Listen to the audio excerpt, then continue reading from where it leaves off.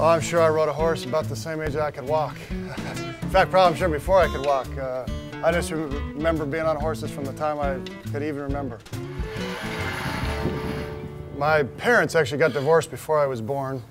Then my mom married a rodeo cowboy as her second husband.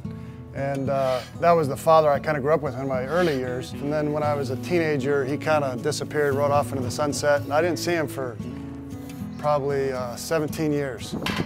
My mom, throughout all this, taught me to be steady and reliable. She taught me to work hard too. She worked as a waitress at night. And I just remember thinking, I gotta do everything I can because she's working so hard, I gotta carry my weight. One of the commandments says, 6 days thou shalt labor and then rest on the seventh day. So we think that's a commandment to keep the Sabbath day holy. It's also coupled with a commandment that says work 6 days.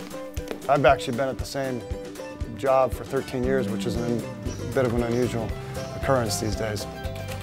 Your best attribute if you're going to be an effective cowboy is to work hard. That's the best attribute you can have in anything, and I learned that real early. It was important to me that our children develop a sense of work ethic, and we can tell them to do the dishes and hopefully they do them, but if they don't do them, they don't think anything bad happens, but they know if they don't feed, something bad's going to happen, so somehow they are pretty regular about doing that.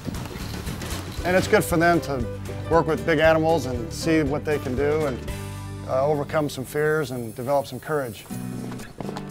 If you would have asked me as a high school senior to write the perfect life, I couldn't have written this story.